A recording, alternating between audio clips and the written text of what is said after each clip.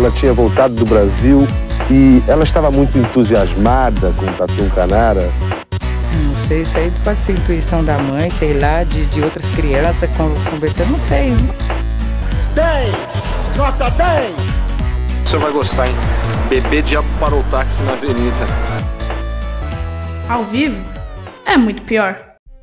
Olá, eu sou o Danilo Corsi. E eu sou a Camila Kintzel. No episódio de hoje, vamos relembrar um dos maiores escândalos de corrupção já registrados no Congresso Nacional.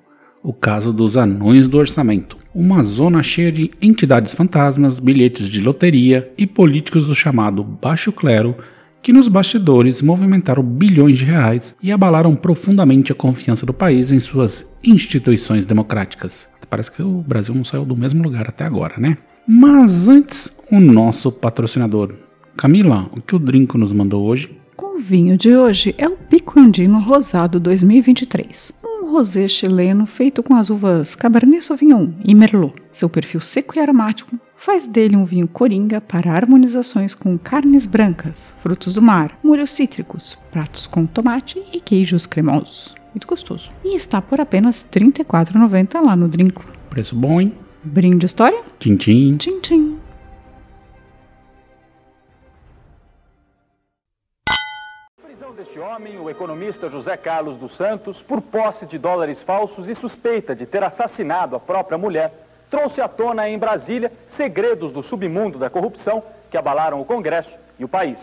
Um grupo liderado pelo deputado João Alves assumiu o controle da Comissão de Orçamento e durante vários anos desviou milhões de dólares dos cofres públicos. Vamos começar com aquele belo contexto. O ano era 1993. O Brasil passava pelo processo intenso de transição democrática. A Constituição de 1988 estava em vigor havia apenas 5 anos, o impeachment de Fernando Collor havia ocorrido em 1992 e o país vivia uma ressaca institucional. Era um período de redemocratização, mas também de fragilidade ética e política. Nesse ambiente, o Congresso Nacional ganhou mais protagonismo e a Comissão Mista de Orçamento, um espaço antes técnico, se transformou num campo de barganha política e articulações obscuras. Já ouviu falar disso, Camila?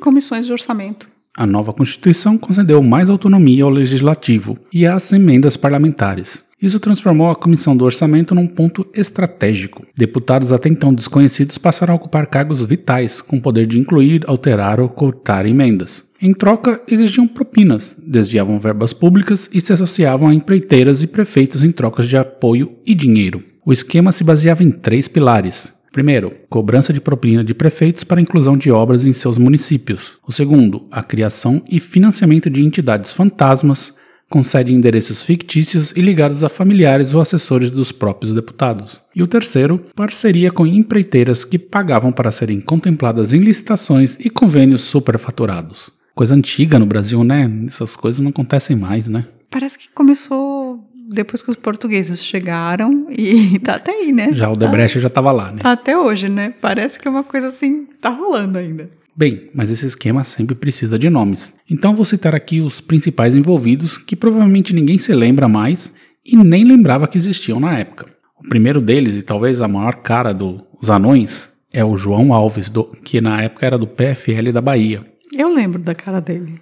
Então, é a cara dos anões. Ele é considerado o chefe informal do esquema. O João Alves ganhou notoriedade ao afirmar ter acumulado patrimônio graças a dezenas de prêmios de loteria. Segundo ele venceu mais de 200 vezes. A declaração gerou piadas, manchetes, mas também indignação. E aí uma análise do COAF na época indicava movimentações financeiras incompatíveis com sua renda. Quantas vezes você ganhou na loteria, Daniel?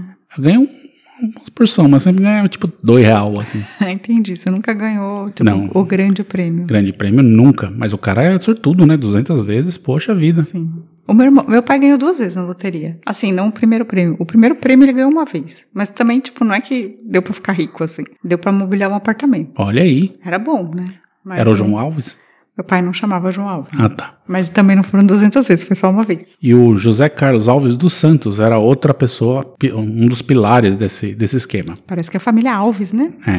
Servidor técnico da Comissão de Orçamento, ele foi o fio da meada. Após ser suspeito do assassinato de sua esposa, ele resolveu colaborar com a justiça em troca de proteção. Seu depoimento em outubro de 1993 à CPI revelou nomes, esquemas, detalhes logísticos e a prática de compra de bilhetes premiados como forma de lavar dinheiro. Peraí, o cara foi acusado de matar a mulher e aí ele resolveu delatar um esquema de corrupção. Basicamente, para ganhar que doideira. Uma tranquilidade ali na...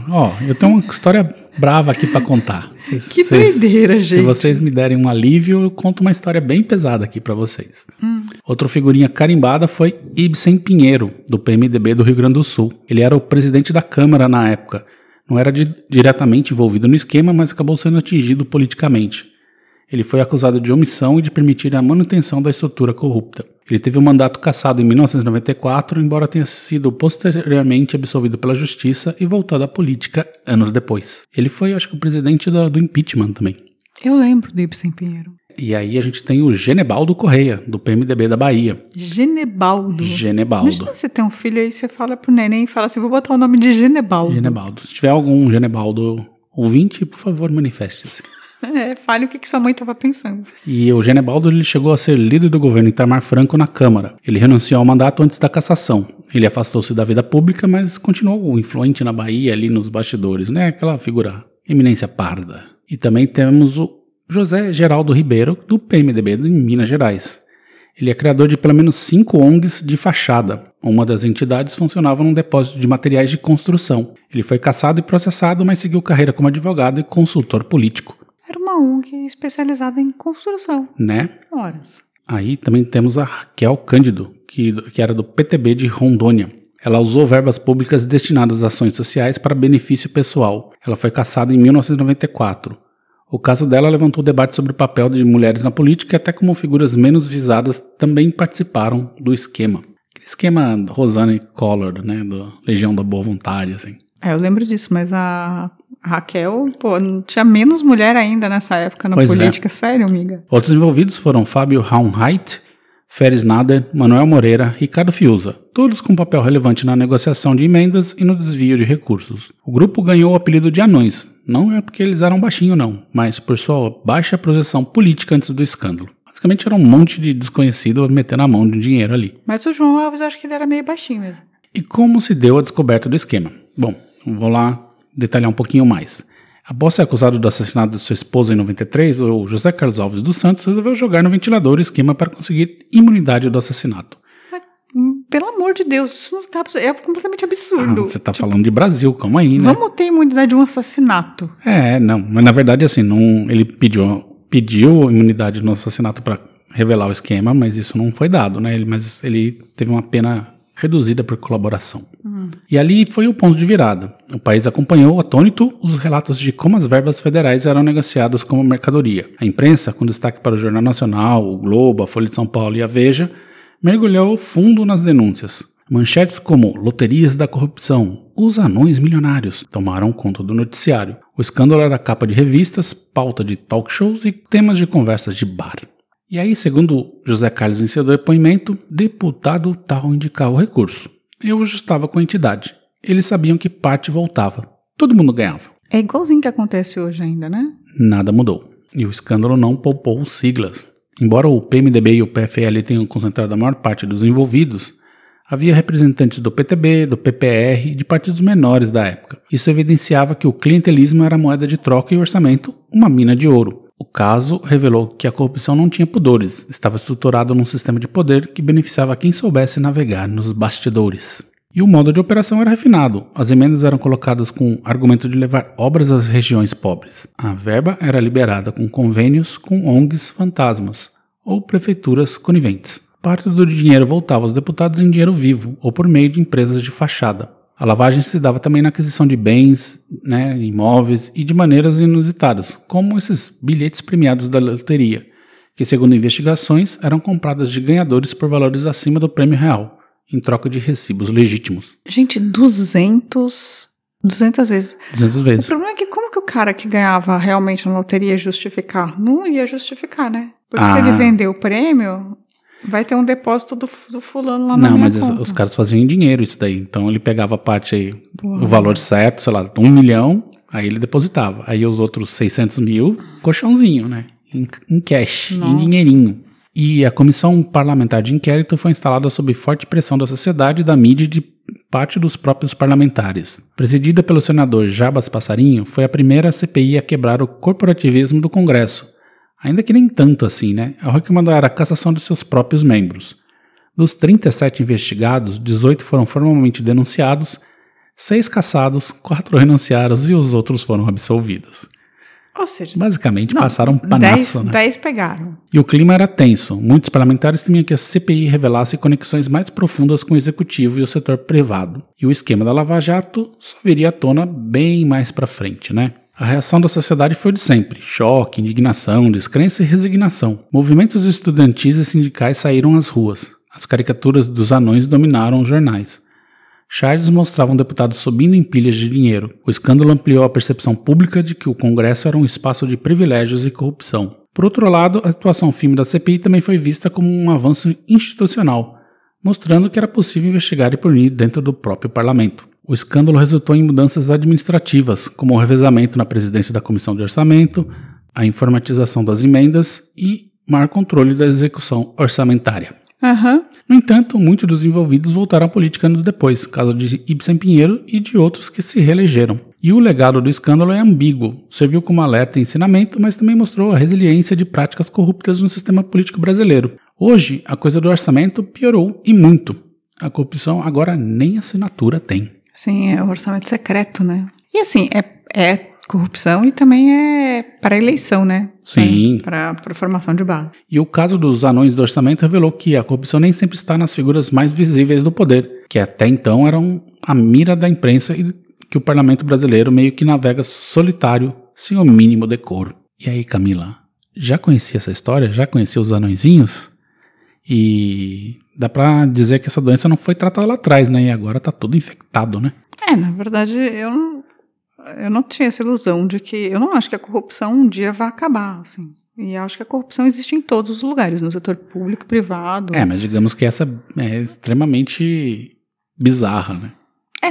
Nesse caso...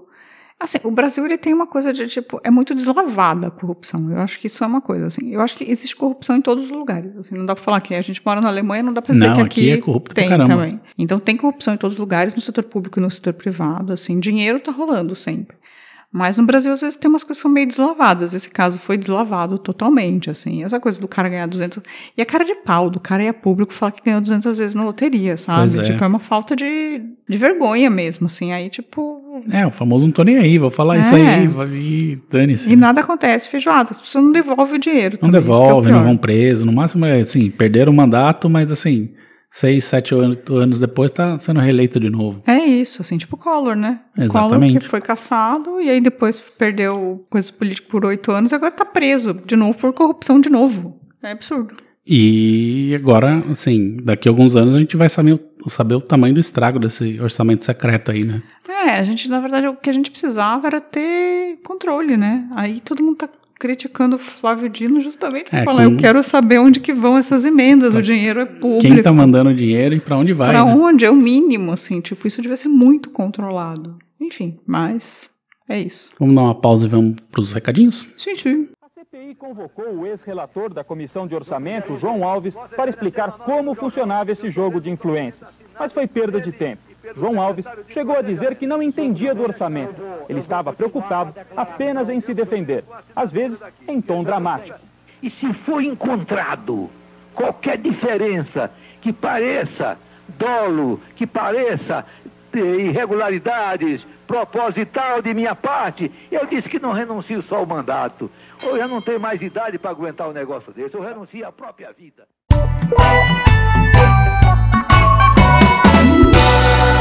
Recadinhos. Camila, se alguém aí ganhou 200 vezes na loteria, quiser contar pra gente e fazer um pix pra gente, já que ganhou 200 vezes na loteria, como faz? contato@muitopior.com.br. para o Pix e para a primeira forma de dizer pra gente que ganhou 200 vezes na loteria. Agora, se você também pode escolher, só quiser contar pra gente que ganhou na loteria sem fazer o Pix, o que eu acharia um absurdo. Sacanagem, é 200 vezes, pô.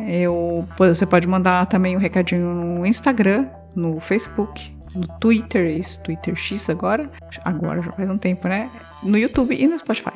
Olha aí, e nos comentários, a gente teve lá no Spotify, no episódio do Mangue 937, o Giancarlo falou: prezados, que história cruel e bárbara, e com divulgação. Viver nesse meio tem seus riscos e consequências, e quem não tem nada a ver, entra na conta. Grande parte da sociedade recorre às facções de crime por coação ou por falta de opção, pois enxerga neles um grau de segurança e organização que os órgãos governamentais não proporcionam. Triste realidade do nosso Brasil, que se vira como pode e paga do jeito que menos espera. Ótima pesquisa. Lembrança ao agente 86, que está de férias. Abraços de Giancarlo. Eu acho que, assim, tem um pouco de uma saída um pouco fácil, assim, a menina vender droga no bairro, assim, e você não sabe a que ponto as coisas podem chegar, na verdade. Eu acho que tem um pouco isso também. E tem uma falta de limite também para a violência brasileira que está institucionalizada, isso é fato também. A Tânia Alexandre mandou: não me lembrava dessa história macabra, gerou revolta e pavor, quando vejo que esse massacre aconteceu ontem. Sim, foi ontem, tipo...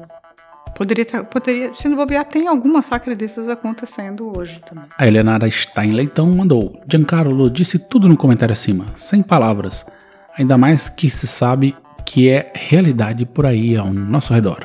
Já o Jaime Batista Gonçalves Filho falou: obrigado pela menção dos meus comentários. Realmente Jim Morrison nasceu nos Estados Unidos. Desculpe o equívoco. Imagina. Sim, tá tudo certo. Tá tudo certo. O Flávio Rizzo falou: pessoal, adoro o podcast. Estou sempre ouvindo nas viagens a trabalho e estou quase gabaritando. Risos. Como sugestão para o episódio 300, ia sugerir um catadão com os canais ainda na ativa, mas acho que juridicamente é inviável. Abraço a vocês.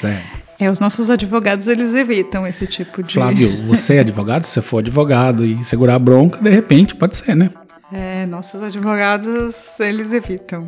Já o Gregory F. Naresi falou: uma pauta legal seria a biografia do Lula. Sei que é polêmico, mas seria legal falar sobre o homem que foi eleito 3 vezes presidente da República e uma dessas vezes depois de 500 dias presos, e não prisão domiciliar, e que salvou o país do fascismo e sofreu até tentativa de golpe de Estado. A biografia do Lula é impressionante mesmo, e eu tenho certeza que se esse podcast durar um tempo suficiente... Talvez, né?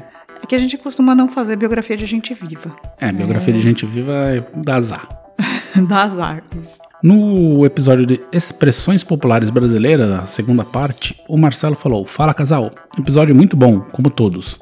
Outra explicação para ficar a ver navios vem da fuga da família real portuguesa para o Brasil, que deixou os invasores franceses surpresos, pois ao chegar em Lisboa só viram os navios ao longe indo para o Brasil. Parabéns! E não. Abraços. Não para. Na verdade, se o rei tivesse ficado em Portugal, ele teria dado um cacete, né, no Napoleão, porque a tropa atravessou todos, aí eles chegaram em Portugal achando que tinha uma estrada e a estrada não tinha sido construída, e os caras tiveram que dar uma volta gigantesca, chegaram aos farrapos, um batalhão só. Foram emendas. Então. Foram as emendas que não foram usadas para a construção da estrada e acabaram sendo desviadas. No episódio da Escola das Américas, o Márcio Nato, do nosso querido podcast Na Trilha do Terror, mandou: kkkk, o Trump. Defende meu pai. E o Maxwell, outro, o Smart, ou não? Esse é outro, né? Não, é o Maxwell. É o Maxwell? Ah, tá, ele mudou o loginho dele ali. Ele mandou: adorei. Agente 86. No episódio da Escola das Américas, o Nélio Ramos falou: vocês falaram tanto do Giancarlo que eu até fiquei curioso. Será que ele é tão bonito assim? Agora eu me sinto idiota, mas não dá pra negar. É um gato mesmo. Gatíssimo. Já no episódio da mãe Cacilda de Assis, a Yara Rodrigues Pereira mandou: amém. Obrigada, Yara. Lá no YouTube, no episódio do Mangue 937, o Luca 9002 mandou: canal ótimo. Obrigada. E o nosso querido Paulo Alves mandou: uau, me assustou esse caso estar aqui. Significa que o canal está furando bolhas, pois se trata de um caso relativamente recente. Mostra como o Brasil, aos poucos, vem se tornando um narco-estado. O Nordeste, particularmente, está sofrendo de forma mais intensa esse processo. Observação. Eu assisti ao vídeo da execução das 3 e sugiro que nunca façam isso. Levei um tempo para eliminar o trauma. Guerreiro. Eu não sei se o canal tá furando bolhas, mas... Foi um pedido de um ouvinte, né? Foi um pedido de um ouvinte, assim, por isso a gente não costuma realmente trazer coisas tão recentes, mas como foi um pedido e era um crime que já aconteceu, né, já tem... E a Camila gosta de crimes? Eu não gosto de crimes, eu acho que é importante contar alguns crimes. Já no Instagram, no episódio também do Mangue, o Nélio Ramos mandou: cresci em uma família católica. Em 2023, aos 45 anos, depois de ver esse tipo de história se repetir, me tornei ateu. Um ser que, segundo a Bíblia, é pura bondade e amor. Não pode permitir uma atrocidade dessas. Sem dúvidas, é um episódio muito difícil de ouvir, porém excelente. Muito obrigado. Já a Andrea, né? Andrea Cubas? Eu cometi o erro de assistir esse vídeo naquele site Portal do Zacarias, achando que nada me abala, e me arrependo até hoje. Não aguentei 10 segundos. Andréia, você sempre acha que nada te abala. Eu tenho essa sensação de que tudo te abala, Andréia. Você é muito mais sensível do que você acha que você é. E assim, não assistam esse tipo de vídeo. Ninguém ganha absolutamente nada com isso. Nada. Zero. O Alessandro A. Soares mandou: que história chocante, não conhecia mesmo. Um horror. Essas rixas de facções são muito sérias. Eu gosto bastante do trabalho do Iconografia da História, que apresenta alguns estudos sobre o tema. Sobre o especial do episódio 300, sugiro algo como a organização do Brasil para a Copa de 2014 e Olimpíadas 2016. Muita gente achava que seria um fiasco e, na real, o Brasil mandou muito bem. Abraços. Mandou muito bem mesmo, na verdade. Na organização. Tirando 7-1, tá tudo bem. Mas aí não foi culpa da organização, não, né? Não vai ter Copa. Não vai ter Copa. Se não tivesse tido Copa, não vai ter Copa. 7-1. Uma efeméride curiosa nossa é que a gente chegou na Alemanha no dia que a Alemanha ganhou a Copa. Exatamente, pousamos com eles campeões. E eles não sabem comemorar direito. Não sabem. E também a gente teve a galera que curtiu, né, interagiu com a gente, mas não necessariamente comentou, que foi a Céfel Souza, Evaldo Novellini, o Dante Villaclé, Michele Kaz, Nélio Ramos, Wagner Vintage, Penovais, Ananá PJ16, Elenara Stein, Cassala, Cláudio M. Santos, Ricardo Cravo, Kelfinha, André Vinícius. Lá no Facebook a gente teve o Renato Alves, Olímpico de Jesus e Wagner Souza. E o nosso querido Cláudio Schubert, o Guerreiro do X. O único que permanece lá. O único. Então, e agora quero saber, o que vai ser o episódio 300? Temos algumas sugestões aí? Vocês vão mandar mais sugestões? Porque a gente de repente pode ser cantores, cantoras. Olha aí. A gente tava pensando em Rita Lee, Gal Costa. Que tal? Olha aí. Você acha que a gente devia fazer uma enquete, talvez? Enquete.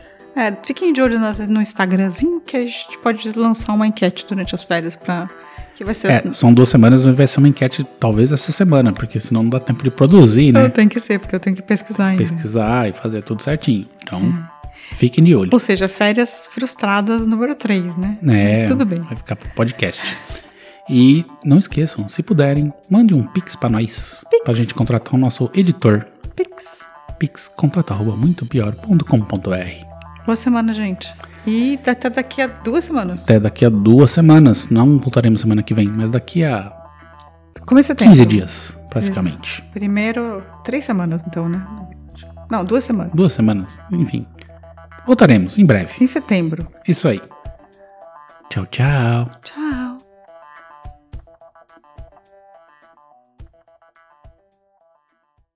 A vida é muito pior. Esse episódio é um oferecimento de trinco.com.br e siteguy.dev.